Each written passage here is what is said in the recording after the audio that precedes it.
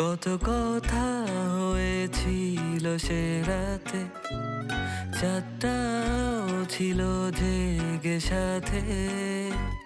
কত কথা হয়েছিল সে রাতে, চাঁদটাও ছিল জেগে সাথে। তবু কি হয়েও যেন কিছুই না হয়, তাই আমি ভুলে গেছি হারানোর ভয়। জোছনা মাখাই রাতে, চলো ভেসে যায় একসাথে, অসীম অনন্তকালে। আর এই জন্য আমি ভাই তোমার কাছে জানতে চাই, তোমার ভাইয়ের কি আমি ব্যতীত অন্য কোনো নারীর প্রতি আসক্তি আছে? তুমি কি এই ব্যাপারটা আমাকে বলতে পারো? আমিও চাই তুমি তোমার সব ধরনের দ্বিধাদ্বন্দ্ব কাটিয়ে উঠে সামনে এগো। আমি আছি তো তোমার সাথে। ক্লিয়ার হয়ে গেল। আর যদি সত্যও হয় তো সেটা সবাই মিলে বসে পরিষ্কার করা যাবে। ঠিক বলিস, সমস্যা বলুন না।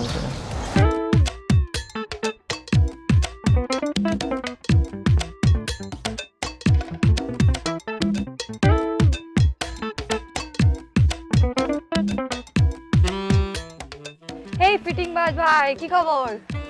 কি বললি তুই? সর সামনে থেকে। না কিছু না। কই যাইতেছেন? কোথায় যাব? কাজে যাচ্ছি। আপনার যে কি কাজটা জানা আছে, সেই তো মেয়েদেরকে ফিটিং দিয়ে বেড়ান। যারা যারা টাসমি টাসমি টাসমি, যারা যারা কিসমি কিসমি কিসমি।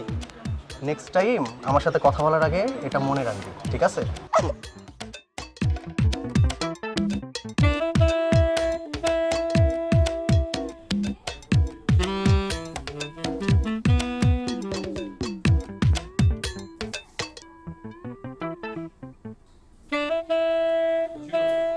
আরে কি অবস্থা রে? কি খবর, কেমন আছিস? একদম ঠিকঠাক বল। বসো। মাসুক। হ্যাঁ। ও হচ্ছে আয়শা। আর আয়শা মাসুক এই এলাকার কমিশনার, বাট আমার ওর সাথে সবচেয়ে বড় পরিচয় হচ্ছে আমার একদম ছোটবেলার বন্ধু। আমাদের অনেক অনেক স্মৃতি একসাথে। Nice to see you. Nice to meet you. আমি তো অবাক হয়ে গিয়েছিলাম, বাসার আমাকে কার না কার সাথে দেখা করতে নিয়ে এসছে। বাট আপনাকে দেখে তো আমি impress. You are so handsome, তাই না? নিঃসন্দেহে আমার ফ্রেন্ড বলতে হবে তো। Thank you, my pleasure. আসলে বাসার সাথে তো আমার প্রায়ই আড্ডা হয় ওর অফিসে নয় আমার অফিসে, আদারওয়াইজ বাইরে কোনো রেস্টুরেন্টে আমরা বসি। তো আপনার কথা কিন্তু আমি অনেকবার শুনেছি ওর কাছে। আপনি কিন্তু আমার কাছে নতুন না, আর শুনেছি বলতে আপনার অনেক গল্পও আমার কাছে করেছে। ও রিয়েলি? বাসায় আমার কথা আপনার কাছে বলেছে? I don't believe. আমি তো ভাবতাম বাসার নিজেকে ছাড়া কাউকে নিয়ে ভাবিই না। দেখছিস ওর কথাবার্তা শুনছিস? আরে মানুষ কি শুধু নিজের কথাই সবাইকে বলে নাকি? কাছের মানুষদের কথাও তো কাছের মানুষদের কাছেই বলে। ঠিক বলেছিস বাসার। মানুষ আসলে যার কথা ভাবে, যাদেরকে পছন্দ করে, বিভিন্ন জায়গায় গল্পে তার কথাই তো উঠে আসে। আচ্ছা, পরিচয় তো হলো। শোনো, ওকে বাইরে থেকে দেখতে যেমন শক্ত মানুষ মনে হয়, ও কিন্তু ভিতর থেকে ঠিক ততটাই নরম। আরে না না, কি যে বলিস। শুনুন, আমি অতি সাধারণ একজন মানুষ। হ্যাঁ, কাজের কারণে আমাকে মাঝে মাঝে একটু বিজি থাকতে হয় এবং একটু রুক্ষ রূপ ধারণ করে থাকতে হয়, এটা ঠিক। But I am very simple. ব্যস্ত মানুষ তো দেখেই বোঝা যাচ্ছে। আর কথাবার্তার ধরন দেখে মনে হচ্ছে আপনি বেশ দায়িত্বশীল। হ্যাঁ, দায়িত্ব তো আছেই। তবে আমি কিন্তু চেষ্টা করি মানুষের সাথে একটু নর্মালি মিশতে, কারণ মানুষ নিয়েই তো আমাদের কাজ, মানুষের কাজে আসাই তো আমাদের দায়িত্ব। আচ্ছা, ওর পরিচয় তো আমি তোমাকে দিই, তুমি তোমার পরিচয়কে দাও, কিছু বলো তোমার ব্যাপারে। আমি আর কি বলবো, আমি তেমন কেউ নেই। আমি অ্যাকচুয়ালি খুব সাধারণ একটা মানুষ। বাসায় এমনি থাকি, মাঝে মাঝে আপনার বন্ধুর সময় হলে জাস্ট তার সাথে একটু আড্ডা দেই, এই তো। পরিচয় হতে তো আসলে অল্প কিছু কথাই যথেষ্ট। মানুষকে চিনতে জানতে অনেক সময় অনেক দীর্ঘ কোনো ইন্ট্রোডাকশনের প্রয়োজন হয়, নাকি বলিস? আচ্ছা মাসুক, তুই তো তোর কথা ডিটেলে ওকে কিছু বললি না, বল। আমি আর আমার কথা কি বলবো? আমাকে তো তুই আলাপ করিয়েই দিলি, আমার কথা তুই বলে দিয়েছিস। তাছাড়া তুই তো জানিস আমি একটু শাই ফিল করি, নিজেকে ঠিক মতো আসলে ইন্ট্রো করাতে আমি খুব একটা স্বাচ্ছন্দ্য বোধ করি না। যাক, আমাদের সবার সাথে সবার পরিচয়টা খুব সুন্দরভাবে হলো। কথা বলে মনে হচ্ছে সব তিনজনের দীর্ঘদিনের পরিচিত। হ্যাঁ, এটা কিন্তু ঠিক বলেছিস, তবে এই কৃতিত্বটা কিন্তু ওনার, কারণ উনি এত সহজেই ফ্রি হয়ে গেল। আমার কাছে মনে হচ্ছে না যে আমরা আজকে ফার্স্ট মিট করছি। ঠিকই বলেছেন, প্রথমে একটু আনইজি লাগছিল, বাট আপনাকে দেখার পর মনে হয়েছে আপনি আমার অপরিচিত কেউ না, আপনি আমার ভীষণ পরিচিত। ওকে, আচ্ছা শোন না বাসার, বল।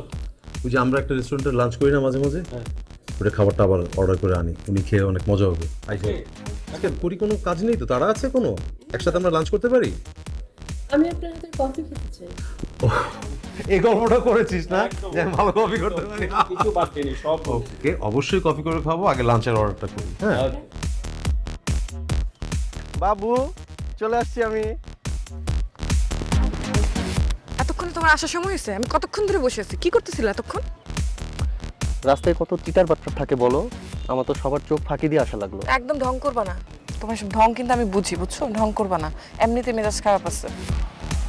আচ্ছা কি হয়েছে তোমার বলো, মন খারাপ? কি করছো তুমি জানো না? তুমি আমাকে কোথায় ডাকছো? দেখো, বনে জঙ্গলের মধ্যে ডাকছো, আমি বুঝি না তোমাকে ফ্রেন্ড নাই? তুমি কি কাপলস দেখো না? কোথায় যায় তারা? ডেটে যায়, তারা রেস্টুরেন্টে যায়, পার্কে যায়, সুন্দর সুন্দর জায়গায় যায়। আর তুমি আমাকে সবসময় যে বনে জঙ্গলে, নদীর পাড়ে, পুকুর পাড়ে, বস্তিতে, এইসব ছ্যাঁচড়ামি তুমি কেন করো? হ্যাঁ, সমস্যা কি তোমার? আচ্ছা শুনো, প্রকৃতির মধ্যে তো প্রেম, তাই না বলো? রেস্টুরেন্টে যেগুলো হয় সেগুলো কি প্রেম? সেগুলো তো নোংরামি। আমি চাই আমাদের ভালোবাসাটা এই যে প্রকৃতির মতোই সুন্দর হোক, বুঝছো? একদম ফালতু কথা বলবা না। তোমার এইসব ন্যাকামি আমার খুব ভালো করে জানা আছে। আগের দিন কি করলা? আমার মান সম্মান তো কিচ্ছু রাখলা না। আমার ফ্রেন্ডকে নিয়ে আসলাম, তুমি বললা ট্রিট দিবা, সেই ট্রিট না দিয়ে তুমি চলে গেছো, আর বিলটা আমার ফ্রেন্ড দিল। আমার মান সম্মান কিছু রইলো ওর সামনে? আর তুমি জানো ও আজকে কি করছে? ওর বয়ফ্রেন্ডকে নিয়ে আসছে, আর ওর বয়ফ্রেন্ড ট্রিট দিছে। ওর বয়ফ্রেন্ড ট্রিট দিছে মানে বিলটাও ওর বয়ফ্রেন্ড দিছে। হ্যাঁ তো ভালো তো, ওর বয়ফ্রেন্ড বিল দিছে, তোমার তো টাকা বেঁচে গেছে, তাই না বলো? ছি ছি ছি ছি ছি ছি, ছ্যাঁচড়ামি করতে করতে তুমি কোন পর্যায়ে চলে গেছো? আল্লাহ বাবু, আশপাশে তো মানুষ, তুমি এগুলো কি বলতেছো? তো মানুষ দিয়ে আমি কি করব? তুমি নিজেকে নিজে দেখো না, তুমি যে কি পরিমাণ ছ্যাঁচড়া হইছো। আমি একটা জিনিস বুঝলাম না, হেনা আমাকে কি বুঝাইতে চাইলো? ওকে আমাকে এটা বুঝাইলো যে ওর বয়ফ্রেন্ড ওর ব্যাপারে কত কেয়ারিং, ওকে অনেক প্যাম্পার করে, নাকি ও এটা বুঝাইলো যে ওর বয়ফ্রেন্ড আমার বয়ফ্রেন্ডের মতো ছ্যাঁচড়া না? আচ্ছা বাবু, আমার বাসায় তো একটু সমস্যা চলতেছে, তাই না? আর আব্বু তো আমাকে টাকা দেওয়া বন্ধ করে দিছে, নইলে কি আমি এরকম করতাম বলো? এগুলো তোমার সব সময় চলতে থাকে, এগুলো না কোনো শেষ নাই। আমি তোমাকে যেটার জন্য ডাকছি সেটা শুনো। কালকে আমি আমার ফ্রেন্ডকে আসতে বলছি, আর তুমি রেস্টুরেন্টে নিয়ে আমার ফ্রেন্ডকে ট্রিট দিবা। কালকেই? হ্যাঁ কালকেই। আর তুমি ট্রিট দিবা মানে বিলটাও তুমি দিবা, সেটা যেন মনে থাকে। আচ্ছা বাবু, কালকে না দিলে হয় না? না, কালকে না দিলে হয় না। আর তুমি যদি কালকে ট্রিট না দাও, কালকে বিল না দাও, তোমার সাথে কিন্তু আমি ব্রেকআপ করে ফেলবো। কথাটা মাথার মধ্যে ভালো মতো ঢুকায় নাও, আর এখন এখান থেকে উঠো। আচ্ছা ঠিক আছে, চলো। ধরো, সাবধানে ওঠো। সাবধানে, তুমি জঙ্গলে কি এখন আমার উপর রাগ করে থাকবা? এই বাবু, আল্লাহ কি মুসিবতে পড়লাম, কালকে আবার বিল দেওয়া লাগবে, পকেটের অবস্থা তো যা তা। ভাবি, বেশ কিছুদিন যাবত একটা কথা বলবো বলবো করে ভাবছিলাম, কিন্তু সুযোগ পাচ্ছিলাম না। আজকে যেহেতু সবাই আছে, আমি কথাটা আপনাকে বলি। আপনি তো জানেন আমি অনেক দিন যাবত ভাইয়ের সাথে কাজ করছি রাজনীতির মাঠে। ভাইয়ের পক্ষ হয়ে মানুষের দুর্দশার সাথে থাকতাম, মানুষের আগে থাকতাম, পিছিয়ে থাকতাম। তো এখন আমি নিজে থেকে মানুষের পাশে থাকতে চাই, মানুষের জন্য কিছু করতে চাই। মানে সামনে তো কমিশনার ইলেকশন, আমিও ভাইয়ের মতো কমিশনার হতে চাই আর কি, মানে কমিশনার ইলেকশনটা করতে যাচ্ছি। তো ভাইয়ার তো অলরেডি অনেক সম্মান, মানুষ তাকে মানে, শ্রদ্ধা করে, সম্মান করে। আপনি যদি আমার পক্ষ হয়ে ভাইয়াকে একটু বলতেন। বাহ, তোমার চিন্তা ভাবনাটা শুনে আমার ভালোই লাগলো। তুমি রাজনীতিতে আসতে চাচ্ছ, মানুষের জন্য কাজ করতে চাচ্ছ, এটা কিন্তু খুবই ভালো ব্যাপার। কিন্তু ভাই বুঝছো, এখানে আসাটা কিন্তু খুবই সহজ না। তুমি তো নিজেও জানো এখানে চলতে গেলে অনেক হিসাব নিকাশ করে চলতে হয়। আর তোমার ভাইকেই দেখো তুমি, এই যে তোমার ভাই আজকের এই অবস্থানে এসেছে, সে কিন্তু এমনি এমনি আজকের এই অবস্থানে আসেনি। অনেক পরিশ্রমের পরেই আজকে সে এই জায়গাটা অর্জন করেছে, আর এটা সাক্ষী হচ্ছে তুমি। তারপরেও তুমি যখন আমাকে বলেছো, আমি অবশ্যই কথাটা মাথায় রাখবো আর সুযোগ বুঝে তোমার ভাইকে অবশ্যই কথাটা বলবো। আচ্ছা মিল্টন, তুমি আমাকে বলো তো, ওই যে মেয়েটা কি যেন নাম? ভাবি আয়েশা। আয়েশা হ্যাঁ আয়শা। আচ্ছা ও কি এখনো তোমার ভাইয়ের অফিসে আসে? মানে অফিসে আসে, মানে আগে যেমন বেশি বেশি আসতো এখন তেমনটা আসে না, একটু অল্প অল্প আসে। তাছাড়া ভাবি অনেকেই তো অফিসে আসে, কেউ ডোনেশন নিতে আসে, টাকা পয়সা লাগে, কারো বিপদ আপদ লাগে, হসপিটালে খরচ লাগে, বাচ্চা কাছে পড়াশোনা করতে পারে না, অনেক লোকজনই তো আসে। ওই মেয়েটা আগে যেমন আসতে এখন এতটা আসে না, তবে আসে। আমি বুঝি মিল্টন, রাজনীতি করলে রাজনীতি লোকের কাছে মানুষ আসা যাওয়া করবে, এটাই তো স্বাভাবিক। কারণ রাজনীতি অফিসটা হলো খোলা মাঠের মতো, এখানে অনেক লোকজন যাতায়াত করবে, অনেক কাজে আসবে, এটাই স্বাভাবিক। কিন্তু এভাবে স্পেসিফিক একটা মেয়ে যদি ঘন ঘন তোমার ভাইয়ের অফিসে আসে, সেই ক্ষেত্রে কিন্তু জিনিসটা মানুষের চোখে পড়ে। তুমি তো বোঝোই এই সমাজটা কিন্তু ভালো না, তারা কিন্তু একটা ভুল পেলেই দেখা যাবে সেটাকে টেনে হিচড়ে অনেক বড় করে ফেলবে, নানান কথা শোনাবে। আর আমি চাই না যে তোমার ভাইয়ের এই সামান্য ভুলের জন্য আমার পরিবারের কোনো ক্ষতি হোক। ভাবি আমি আপনার চিন্তাটা বুঝতে পারছি, আপনার কথাটা সত্য। রাজনীতির মানুষের উপরে অনেক মানুষেরই নজর থাকে, যদি কোনো ভালো কাজ করে তাহলে সেটা নিয়েও কথা হয়, আর যদি ভুল ক্রমে ছোট্ট একটা ভুল করতে পারে তাহলে তো কথাই নেই, সেই ছোট্ট ভুলটা বিশাল বড় হয়ে যায়। কিন্তু এটা নিয়ে কোনো প্রবলেম হবে বলে আমার মনে হচ্ছে না। না আসলে এটাই। আসলে ভাবে আমি তো চায়ের দোকানে দেখতেছি, চায়ের দোকানটা হচ্ছে বাংলাদেশের একটা রাজনৈতিক মঞ্চ, যেখানে মনে করেন নেগেটিভ পজিটিভ আলোচনা হয়, কে কোথায় টেন্ডার পাচ্ছে, কে কি পাচ্ছে না। আর এখন তো দুইটা ভাগে বিভক্ত হয়ে গেছে না, এক পক্ষ দুই পক্ষ, আর সবাই এটা নিয়েই ব্যস্ত আছে। হ্যাঁ মানে এর পেছনে লেগে আছে। এখন যেহেতু ওই আমাদের পার্টি অফিসের সামনে একটা আড্ডার জায়গা, ওই মেয়েটা আসা যা করলে একটু দৃষ্টিকটু লাগে আর কি, তাছাড়া খুব একটা সমস্যা না।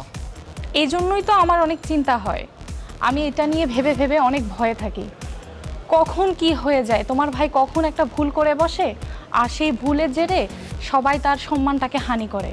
আমি চাই তোমার ভাই সবসময় সতর্ক থাকুক, তার সতর্কতাই হচ্ছে তার সম্মানটাকে ধরে রাখতে পারে, আর এই জন্য তার উচিত সতর্কভাবে চলা। আপনি এই নিয়ে একদমই দুশ্চিন্তা করেন না। তাছাড়া আমিও ভাইয়াকে এই ব্যাপারগুলো বলছি যে ভাইয়া ওর আসা যাওয়াটা তো মানুষের নজরে পড়তেছে, তো এটা নিয়ে হয়তো ভবিষ্যতে কথাও হইতে পারে, তা আপনি একটু খেয়াল রাখেন ব্যাপারটার দিকে। এবং আমি বিশ্বাসও করি যে ভাইয়া এমন কোনো কাজ করবেও না যেটা তার এবং তার পরিবারের দিকে মানুষ যেন উল্টো চোখে দেখে বা আঙুল দেয়, এরকম কোনো কাজ ভাইয়া করবে বলে আমি বিশ্বাস করি না। ভাইয়া এই ব্যাপারে খুব সচেতন। না এই টগর ভাই কিন্তু ঠিকই বলছে, এখন সামনে তো নির্বাচন, এখন কে কার নামে উচ্চাটনা করবে এটা তো তোদের কাজ, মানে সাদারে কালা, কালারে সে সাদা বানাবে, কেন একটু সজাগ থাকতে হবে এই আর কি। আমিও চাই আসলে যে সব ব্যাপারগুলো পরিষ্কার থাকাই ভালো, কারণ রাজনীতিতে থেকেও আমার কথা হলো মানুষটা যেন তার পরিবার, তার রাজনীতি সব কিছু ঠিকঠাক রাখতে পারে, তাহলে তো সে একটা শক্ত মানুষের পরিচয় দেয়।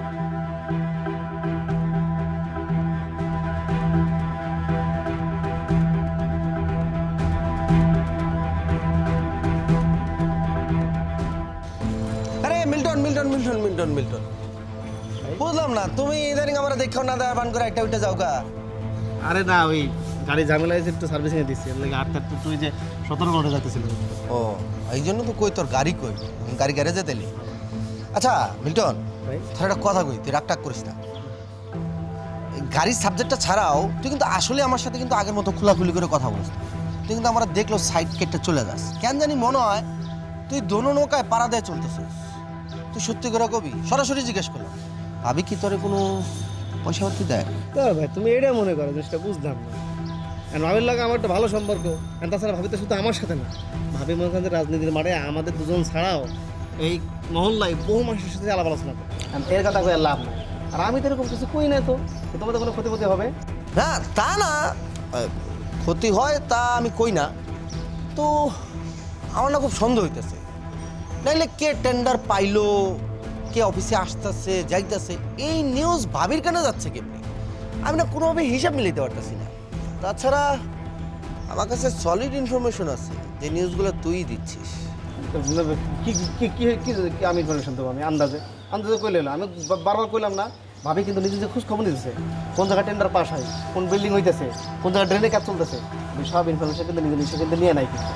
আর তাছাড়া আমি তো কইলাম যে ভাবি ওই নিউজ টিউজ দিলে কিছু কথা মানে আমার দেয়, এই জন্য কিছু নিউজ আমি দিয়ে দিই আর কি। দেখ মিল্টন, আমি তো তোরে সন্দেহর বসে কইছিলাম যে ভাবির কাছ থেকে টাকা পয়সা পাস নাকি, কিন্তু এখন তো ঠিকই নিজের মুখে স্বীকার করলি তুই ভাবির কাছ থেকে টাকা পয়সা নেস, টাকা পয়সার বিনিময়ে তুই ভাবির ইনফরমেশন পাস।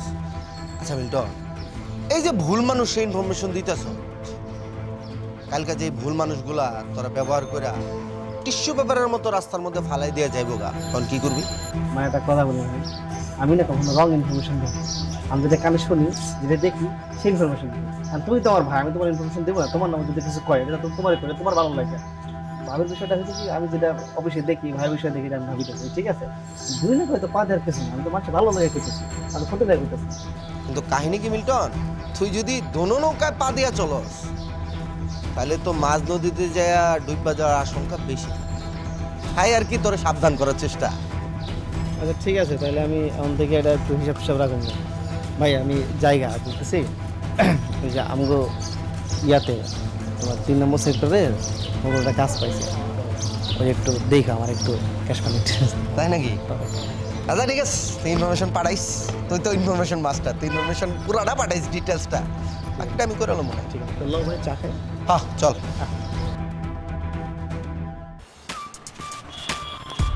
সরি একটু লেট করে ফেললাম। ওকে বেবি, এই চলো না এখান থেকে, এই যে রোদে তো মুখ একদম পুড়ে যাচ্ছে। এতগুলা গাছ দেখতে পাচ্ছ না, গাছগুলো থাকতে তুমি এই রোদের মাঝখানে কেন দাঁড়াইছো? আচ্ছা বলছো তো, চলো। তারপর বলো, কি বলবা? দেখো, কোনো প্রশ্ন করবা না, আমি না একজনকে শিক্ষা দেবো, আমাকে একটু হেল্প করতে পারবা?